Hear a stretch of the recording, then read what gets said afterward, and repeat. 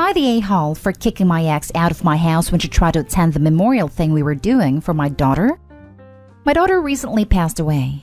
Everything is still so fresh, and we just buried her a month ago. My sweet angel was only 4, and it still kills me every day. So maybe this is why maybe my reaction was too strong, or I don't know. My ex-wife took off when my daughter was a year old. She said she realized she wasn't ready to be a mom yet, and it was all too overwhelming for her. We divorced, and she never asked for any sort of visitation. Her family are the only people I kept in contact with for my daughter's sake. They were in communication with her, but even they couldn't get her to come around. I'm still holding a lot of resentment towards her for leaving us. Initially, I was against allowing her into the funeral, but her family convinced me and at least she didn't try to approach me or sit next to me. My family was invited to come to my house for an after-funeral type of thing. Just for everyone to be together, eat some of my daughter's favorite food and other home-cooked meals made by my mom. Truth is, I didn't want to be alone. My family understood that, so that's why they organized it. Then my ex shows up, and my anger just flares up.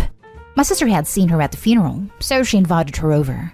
I first got mad at my sister because she knows I don't want her around me, then told my ex to get out of my house. My ex didn't want to because she's also grieving and in need of support, and I told her then she can get it from her own family. But that's just not welcome here. I yelled at her to get out because I don't want her anywhere near me again. She's still insisting she stay because her family won't give her that support. I said to go to my daughter's grave then and comfort herself. My sister took her finally and they both left, but my mom wasn't happy. Neither were a few of our mutual friends. They get them in the middle of my grief, but still they think it was a huge overreaction to yell at her like that, then keep her from getting any support when she probably deeply regrets not being there. Not sure if it's my stubbornness telling me I'm in the right, or if I'm actually wrong in this scenario. So I thought maybe for people who aren't emotionally involved, they'd be able to give a better verdict. Am I the a-hole? Now for the verdict. Not the a-hole. Very telling about her personality that she thought it would be appropriate to come over, even if she was invited. And refused to leave when told by the grieving father. Repeatedly. Not the a-hole, I'm sorry for your loss. Not the a-hole. Let it out, my friend. Hiding it and holding it in will be worse for you in the long run. You set a boundary and it was crossed. I'd be angry too. You feel however you need to feel, for as long as you need to. I'm so sorry for what you've lost and what you're going through. I hope you're getting all the support you need. Everyone else in my family has been giving me amazing support. Mostly my older brother. He lost his son in 2015 and knows exactly what I'm going through. Has your sister maintained contact with your ex that you're aware of?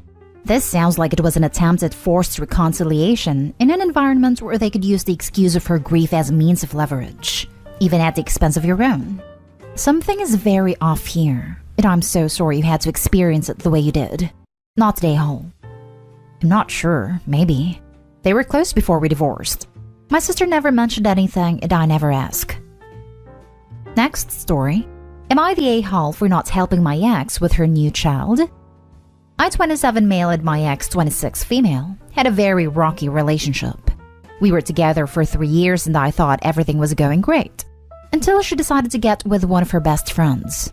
I did kick her out and got the locks changed. She came and got her stuff while I was home. We blocked one another and do not keep in touch. Some of our mutual friends still hang with her, and one told me that she was currently pregnant. I wasn't shocked as she and the guy spent a lot of time together. I was invited to attend a party and saw her with her friend. She did look my way a few times, but I completely ignored her. Before the party ended, she approached me and asked if we could talk. I agreed to be polite, but then she asked if I could help her out with a child. I told her no.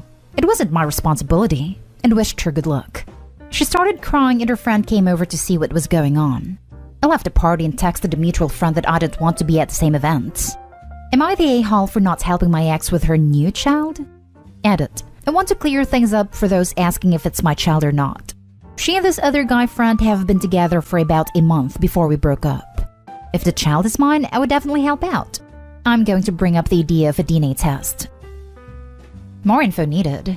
Is there a possibility this is your child? Edit. Based on what's been said since, you're the a-hole, as it could be your child considering you're getting a paternity test. He kicked her out about 3 weeks ago. Most people don't even know they're pregnant till 6 to 8 weeks, so I'd say a good chance it's his if they were active. Wow, You only kicked her out within the last 24 days based off a previous post.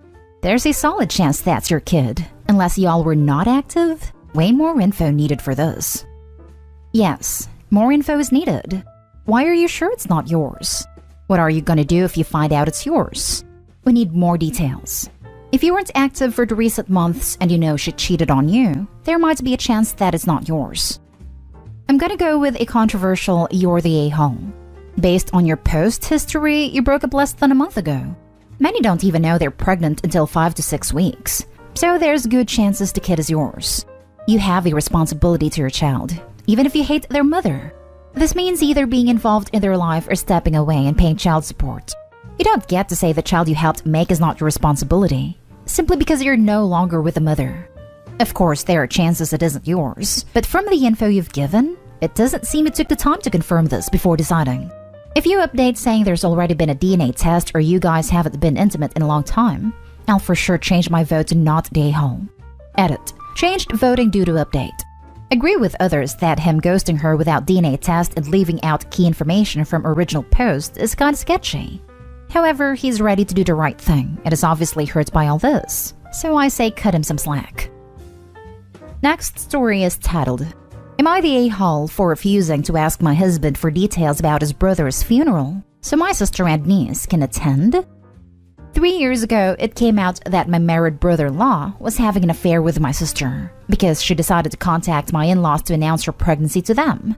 It also turned out that some of my family knew and were helping it to happen. When it all came out, my brother-in-law threw my sister under the bus and completely cut her off.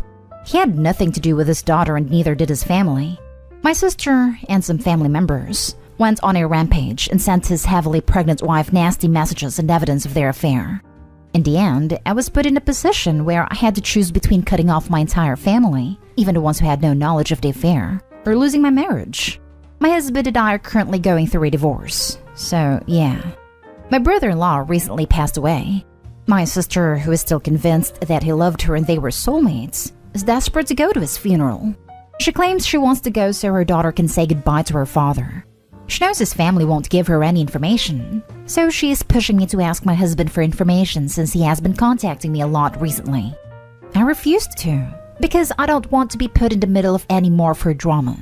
She's already costed me a lot. My sister is now lashing out at me, but surprisingly my parents, who are appalled by her affair, are also on her side. They think I should find out for my niece's sake. Am I the a-hole for continuing to refuse? Not the a-hole.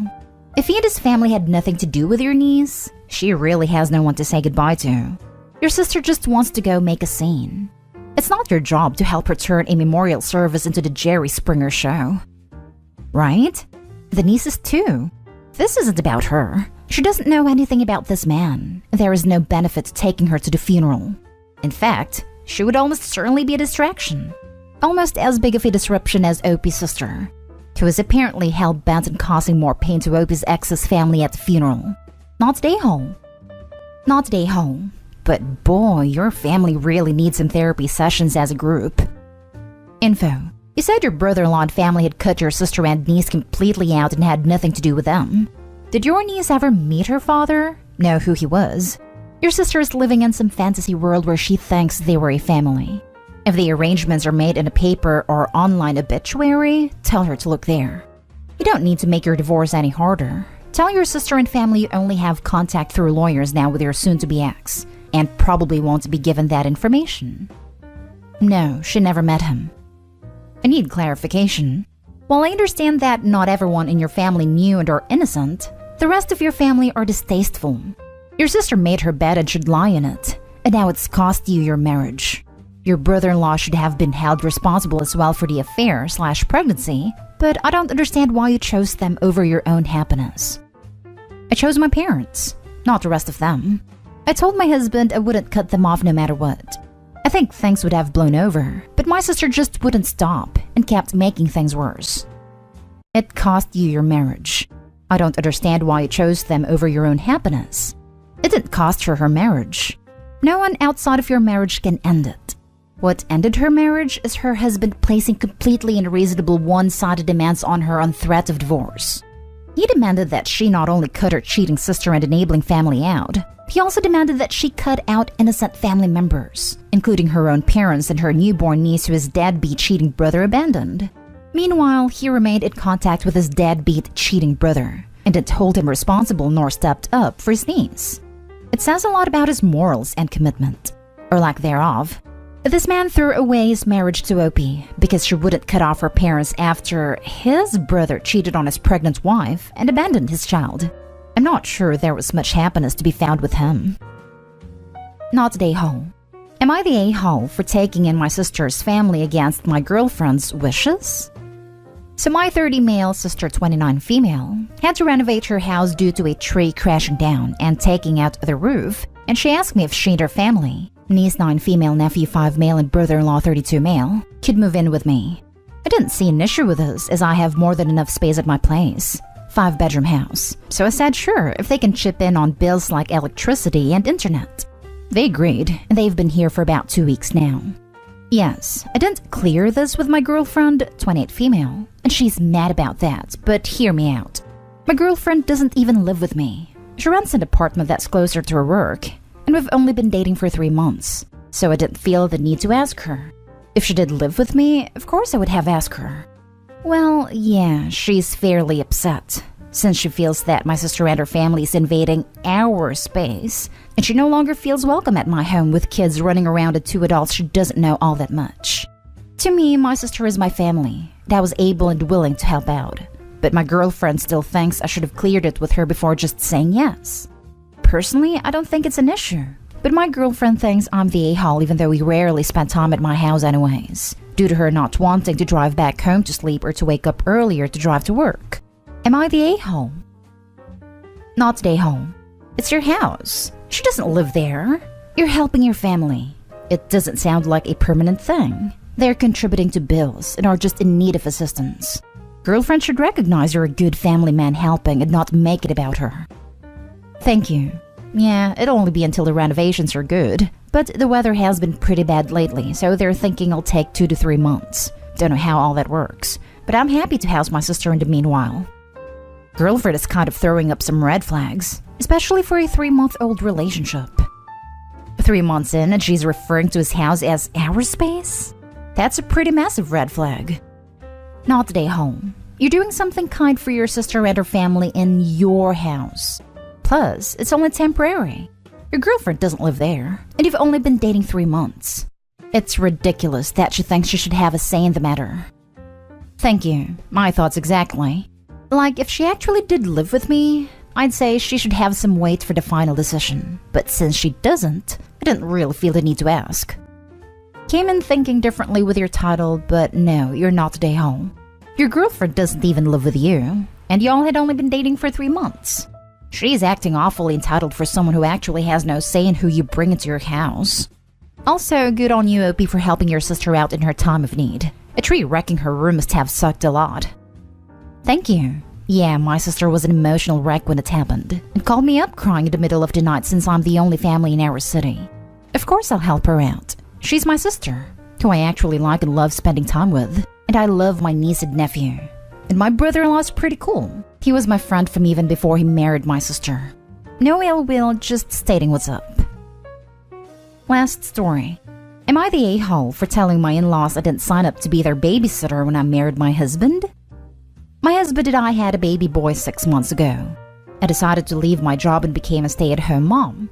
Before I left my job and before our son, my husband's brothers and sister had all pressured me to be their emergency contact for their kids' school. And even asked me to leave work early sometimes to babysit their kids after school. I always said no, because working in a daycare doesn't mean I can leave whenever I want, which they appeared to think could happen. Plus, they liked the idea of someone with a degree in child development and care being in charge of their kids. But now that I no longer work, it's even more an ordeal. My husband sat them down and told them I am not their personal and free babysitter, and they cannot expect me to wrangle all their kids, all the different schools myself, and that they need to keep paying like always. It didn't help, so he spoke to them again. I ended up getting bombarded the other night while I was awake with a crying baby, and I told them via text I didn't sign up to be their babysitter when I married my husband, and they needed to accept my no because nothing was going to change. They said I signed up to be part of the family, and part of being family is babysitting to help, so I'm the a-hole. Am I? Not today, home. Your in-laws are entitled pricks, and I'm glad your husband is backing you up. Just go ahead and set their contacts to mute on your phone and continue enjoying new motherhood. Yeah, if it was second or third emergency contact, it may be asked to watch the in-laws' kids 5 to 6 times a year during your non-working hours. I might say that's what family does. But every day? No, that's what mom and dad does. Not today, home. My aunt was a registered childminder, like private home daycare in the UK. My entire childhood, she was asked to take care of me twice. Both occasions were last-minute emergencies. Once, my parents were stuck in a snowdrift waiting for rescue. The second time, my mother had been admitted to hospital. Those are scenarios where you call free emergency childcare from a relative what you describe as a paid-for, planned, and contracted service. Not today, home.